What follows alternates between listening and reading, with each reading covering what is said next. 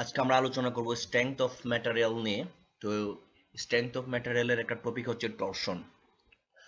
তো টরশন যদি আমরা নর্মালি বলতে যাই তাহলে টরশন হচ্ছে একটা অ্যাঙ্গুলার ডিফরমেশন অফ বডি। তো টরশনের জন্য মূলত টর্ক বা হচ্ছে টরশন ফোর্স লাগে। তো যদি বলতে যাই যে টরশন ফোর্স কি, তাহলে torsion force is a twisting force that is applied on an object by twisting one end when the other is held in position or twisted in the opposite direction. একটা বস্তুকে এক প্রান্তে আটকে অপর প্রান্তে force করে হচ্ছে টুইস্ট করা, বা এর অপোজিট সাইড হচ্ছে ফোর্স করে টুইস্ট করা। মূলত হচ্ছে বস্তুকে আমার টুইস্ট করা লাগবে। তো এখানে একটা জিনিস বলা আছে যে different materials have a different way of responding two torsion. Some will deform, crack or even break depending on the type of materials, ductile, brittle. Twisting করার সময় দেখা যায় যে অনেক লম্বা হচ্ছে বা অনেকগুলা ভেঙে যাচ্ছে।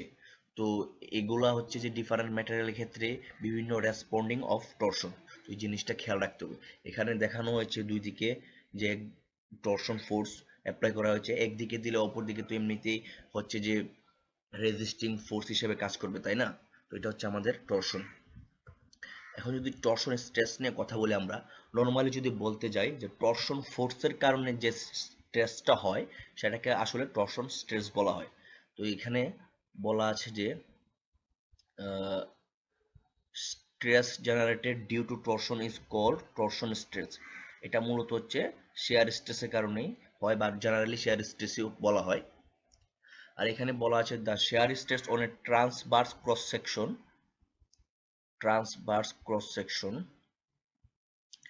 which results from the action of a twist।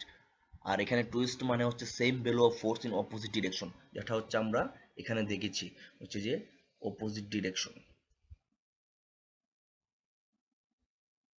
এই যে তারপর হচ্ছে যে এখানে ট্রান্সভার্স ক্রস সেকশন বলতে এই যে এটা হচ্ছে যে তেছড়া ভাবে হচ্ছে যে বেঁকে গেছে বা টুইস্ট হয়েছে, হচ্ছে যে এটা ক্রস সেকশনের কথা বলা হয়েছে। এখন আমরা দেখব টরশন এবং টর্ক কি। তো টর্ক হচ্ছে মূলত একটা অ্যাঙ্গুলার অ্যাক্সেলারেশন তৈরি করার এবিলিটি। আর টরশন হচ্ছে যে এই টর্কের কারণে হচ্ছে যে টুইস্ট প্রোডাকশন হয় কোনো একটা ফাইবারের ক্ষেত্রে, সেটা হচ্ছে যে টরশন।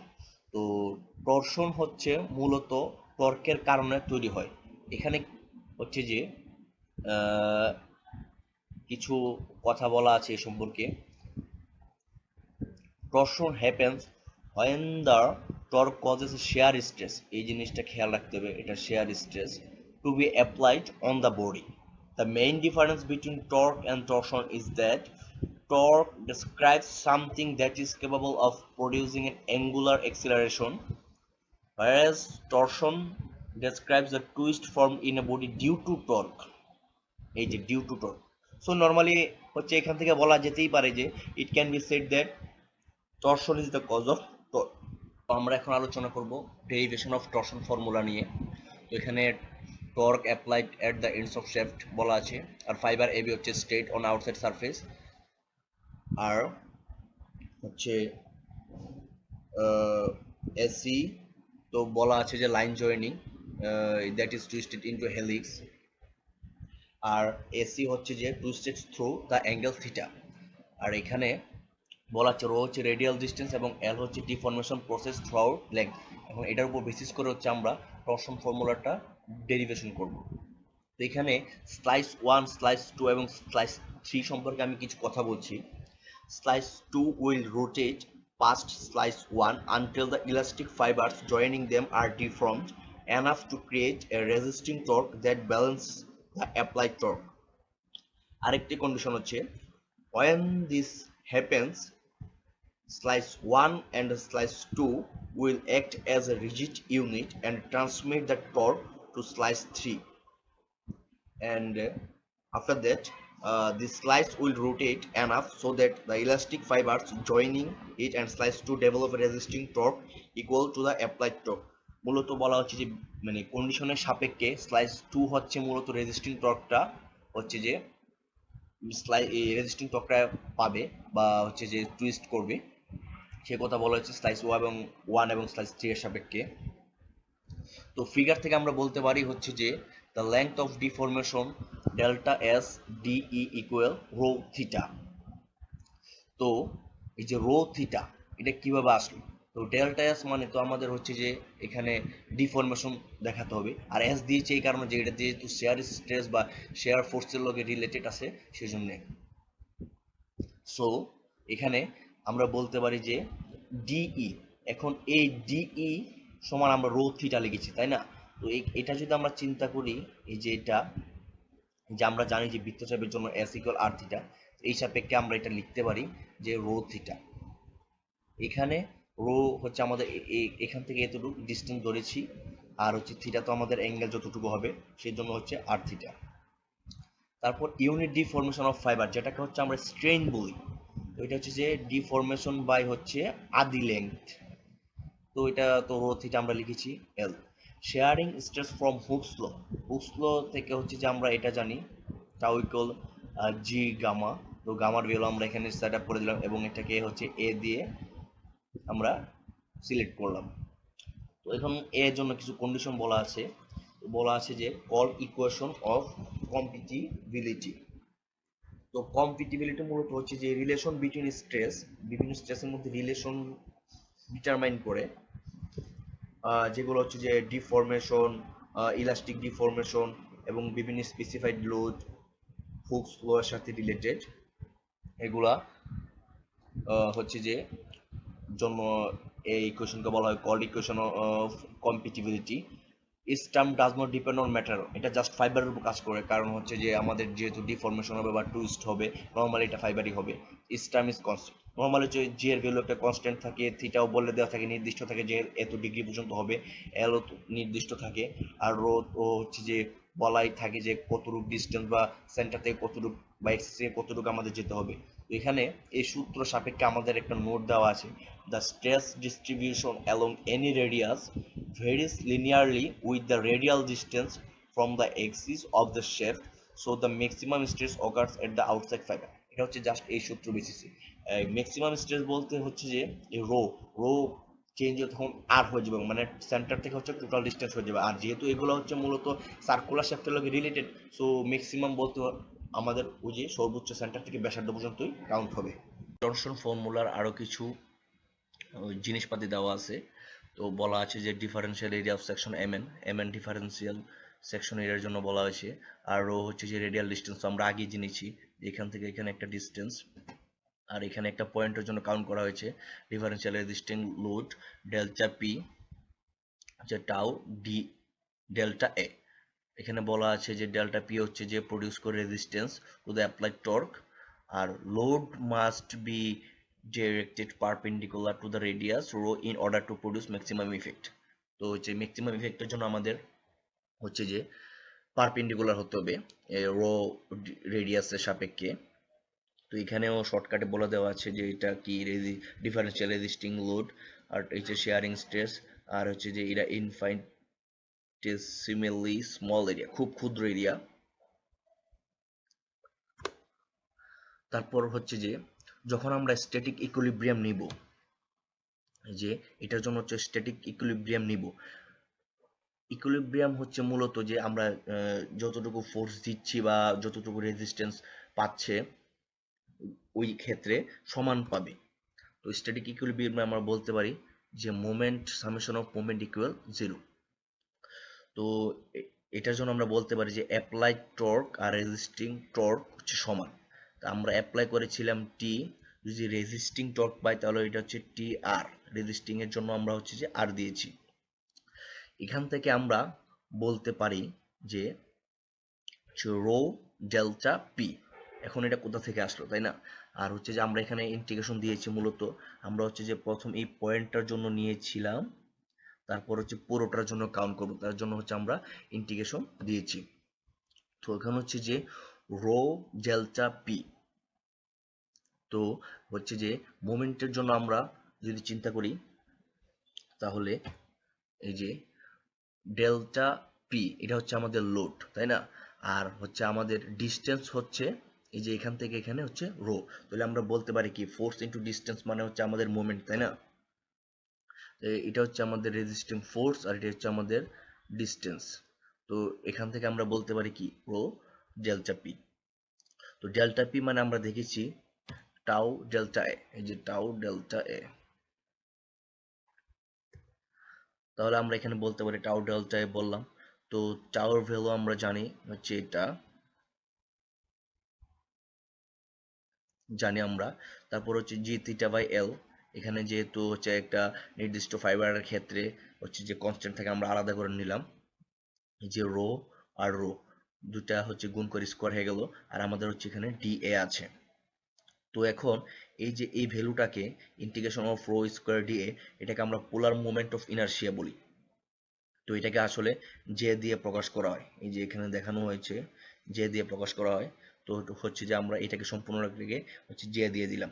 এখন এখান থেকে আমরা থিটা বের করলাম, থিটা হচ্ছে যে এখান থেকে রেডিয়ানে বের হবে, তারপর আমরা আমাদের সুবিধা মতো হচ্ছে ডিগ্রিতে নিয়ে নেব। আর এখানে থিটাই হচ্ছে মূলত আমাদের হচ্ছে যে কোন একটা শেফটের কি পরিমাণ ডিফরমেশন হয় সেটা বের করা।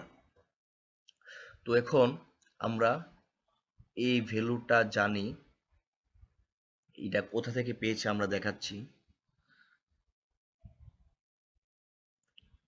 হচ্ছে যে আমাদের এই ভ্যালুটা ছিল যে G theta by L equal tau by rho. এই যে এখান থেকে হুকস ল যে শেয়ারিং স্ট্রেস রিলেটেড ছিল ওইখান থেকে আমরা পেয়েছি। তারপর হচ্ছে এই যে জি থিটা এল বাই হচ্ছে টি বাই জে, এটা হচ্ছে আমরা এই যে এখান থেকে পেয়েছি। তারপর হচ্ছে এই দুইটা থেকে কম্বিনেশন করে আমরা হচ্ছে এটা লিখতে পারি। তো নর্মালি হচ্ছে আমরা এখান থেকে টরশন ফর্মুলা লিখতে পারি, এই যে tau equal T by J into rho. যদি আমরা ম্যাক্সিমাম কাউন্ট করতে যাই তাহলে হচ্ছে এই যে আমরা চিত্র অনুযায়ী দেখিয়েছিলাম যে এখানে হচ্ছে যে রো মানে যে কোনো ডিস্টেন্সের জন্য আমরা যদি হচ্ছে ম্যাক্সিমাম চাই তাহলে আমাদের হচ্ছে এই যে একদম আউটসাইড যে সারফেস এইরকম পয়েন্টে আসতে হবে বা এইরকম লেভেলে আসতে হবে। তো এইরকম লেভেলে আসতে হলে আমাদের হচ্ছে ডিস্টেন্সটা হচ্ছে আর, তাই না? তো এখান থেকে আমরা লিখতে পারি এই যে আর, এটা হচ্ছে maximum radius, maximum radial distance. মিনিমামের জন্য মিনিমাম সর্বনিম্ন কত হতে পারে? অবশ্যই সেন্টার হতে পারে। এই যে আমাদের চিত্র অনুযায়ী যে মিনিমাম সর্বোচ্চ এই যে পয়েন্টে হতে পারে, তাই না? তো এটার জন্য হচ্ছে মিনিমাম তো হচ্ছে যে 0 হতে পারে। আর এখানে বলা আছে যে this formulas are applicable only to circular shapes either solid or hole. Hole বা সলিড যাই হোক, কিন্তু আমাদের কথা হচ্ছে যে সার্কুলার শেপের জন্য এটা প্রযোজ্য। তো এখানে আরো টরশন ফর্মুলা পাওয়ার রিলেটেড কিছু কথা বলা আছে। তো পাওয়ার হচ্ছে হচ্ছে মূলত ওই যে ট্রান্সফার হয়, এই যে এই ট্রান্সমিটিং যে পাওয়ার গুলো হয় শেফটের মাধ্যমে ওই কথাগুলো বলা হয়েছে। এখানে বলা হয়েছে যে এটা মানে হচ্ছে পাওয়ার টি কনস্ট্যান্ট টর্ক, ওমেগা হচ্ছে কনস্ট্যান্ট অ্যাঙ্গুলার স্পিড, আর এফ হচ্ছে রেভলিউশন পার ইউনিট টাইম। তো পাওয়ার সমান এটা আমরা লিখতে পারি, এটা আমাদের সবার জানা, ওমেগা সমান এটা লিখতে পারি। তারপর এখান থেকে এই যে টি এর ভ্যালু টর্ক, সেটা হচ্ছে আমরা এই ফর্মুলা দিয়ে বের করতে পারি।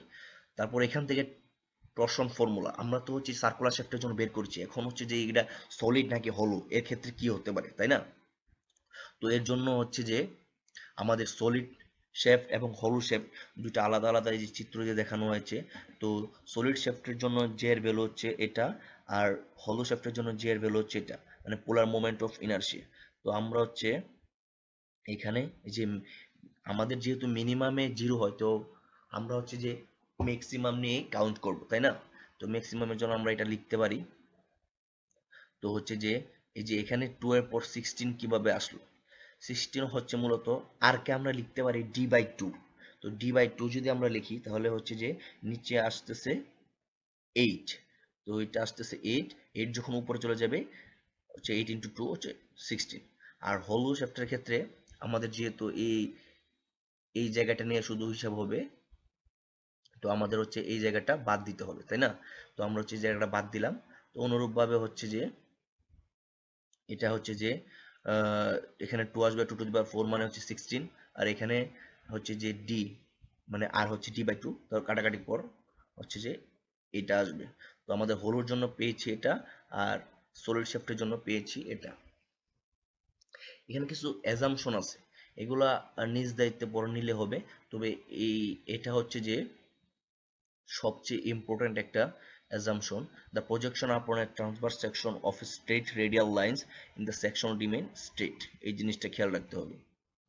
তো আমরা এখন হচ্ছে একটা এক্সাম্পল দেখব। এখানে বলা আছে যে কোশ্চেন মানে একটা চিত্র দেওয়া আছে, তো চিত্র অনুযায়ী হচ্ছে আমাদের বলছে যে find degrees relative angle of twist between A and D. তো আমরা হচ্ছে যে ডিগ্রি বের করব, এই জন্য জি এর ভ্যালু দেওয়া আছে। তো আমাদের হচ্ছে কোশ্চেনটা মূলত এটা বেস করা, তো এখান থেকে আমরা বের করব। তো আমরা আমাদের সুবিধার জন্য হচ্ছে এখান থেকে একটা সেকশন বানিয়ে নিলাম, তারপর এখান থেকে হচ্ছে এই একটা সেকশন বানিয়ে নিলাম। তো এই সেকশন আমরা কিভাবে কাজ করলাম, এখানে জাস্ট হচ্ছে যে একটা রেক্টেঙ্গুলার সাইজের মতো কিছু একটা দিয়ে দিলাম বা আঁকলাম, ঠিক আছে।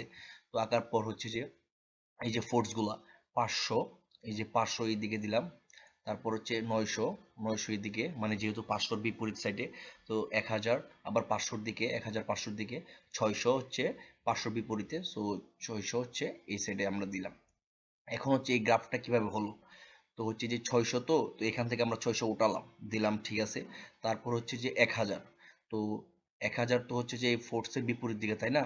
তো হচ্ছে যে এখান থেকে এখানে 600 আর এখান থেকে এখানে 400 টোটাল, এখান থেকে এখানে হচ্ছে 1000। তো অনুরূপভাবে হচ্ছে যে 900, তো এখান থেকে এখানে 400 আর এখান থেকে এখানে হচ্ছে এখান থেকে এখানে হচ্ছে 400, আবার এখান থেকে এখানে হচ্ছে 500, তো টোটাল হচ্ছে 900। তারপর এখানে আছে 500, তো এখান থেকে এখানে হচ্ছে 500। এখন উপর নিচে যে জিনিসগুলা, সেগুলো হচ্ছে যে যে ফোর্সগুলো উপরের দিকে নিচ্ছি ওইগুলা সব উপরের দিকে রাখবো, আর যেগুলা নিচের দিকে নিচ্ছি ওইগুলো নিচের দিকে থাকবে। এর মানে হচ্ছে যে আমরা ফোর্সের ডিরেকশনের উপর ডিপেন্ড করে হচ্ছে যে নিব। তো আমরা এখন হচ্ছে এই অনুযায়ী হচ্ছে আমরা যে টি ডিসি টি বিসি টি এবি এই ভ্যালুগুলো কিভাবে পেয়েছে বা ক্লকওয়াইজ কাউন্টার ক্লকওয়াইজ ওইগুলা দেখব। তো সেই জন্য হচ্ছে টি ডিসি ভ্যালুর জন্য আমরা এখান থেকে একটা সেকশন নিব, এই যে। তো এই সেকশনের জন্য আমাদের 600 দেওয়া আছে, এখানে কোনো সন্দেহ নাই, এখানে কোনো ঝামেলা নাই। এই জন্য টি ডিসি হচ্ছে এটা হচ্ছে 600 হবে, এটা 600 দেওয়া আছে। তারপর টি বিসি 400, এই জন্য আমরা বিসির মাঝখান থেকে হচ্ছে একটা সেকশন নেব। তো ফোর্স হচ্ছে দুইটা বিপরীত দিকে, তো হচ্ছে যে 600 মাইনাস 1000 মানে হচ্ছে মাইনাস 400। তো হচ্ছে এটা নর্মালি কাউন্টার ক্লকওয়াইজ চলে যাবে, এই যে টিবিসি কাউন্টার ক্লকওয়াইজ। তারপর হচ্ছে টিএবি, তো আমরা হচ্ছে এবি থেকে একটা সেকশন নেব। তো এটা হচ্ছে যে টোটাল 600 900 1500 আর হচ্ছে 1000 তাদের অপোজিট সাইড, তাহলে হচ্ছে 500। তো আমাদের এই 500 ভ্যালু আর হচ্ছে এই 500 ভ্যালু সমান। তো আমরা নর্মালি যখন সমান হয়ে যাবে আমরা বুঝতে পারবো যে আমাদের ক্যালকুলেশনটা ঠিক আছে। যদি সমান না হয় তাহলে বুঝতে হবে যে আমাদের কোনো না কোনো জায়গায় ঝামেলা আছে। তারপর হচ্ছে আমাদের যেহেতু হচ্ছে যে ডিগ্রি বের করতে হবে, তো হচ্ছে যে আমাদের ফর্মুলা হচ্ছে যে এটা।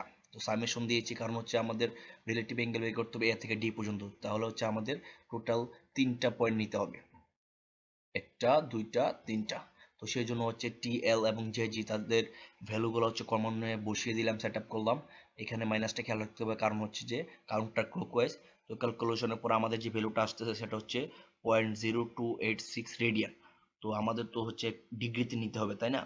তো ডিগ্রিতে নিতে হলে 180/পাই যে ভ্যালুটা আসবে সেটা দিয়ে হচ্ছে রেডিয়ান এই ভ্যালুটাকে গুণ করব।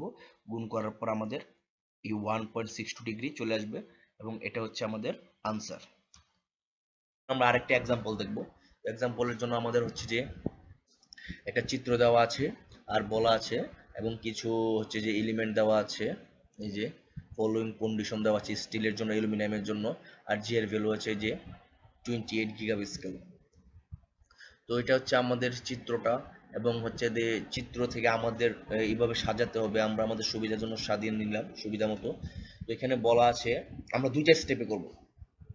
এটা হচ্ছে যে based on maximum sharing stress, এটা হচ্ছে যে এই যে। তো এটা হচ্ছে আমাদের সূত্র। তো সূত্র অনুযায়ী আমরা হচ্ছে স্টিলের জন্য আলাদাভাবে বের করেছি, অ্যালুমিনিয়ামের জন্য আলাদাভাবে বের করেছি।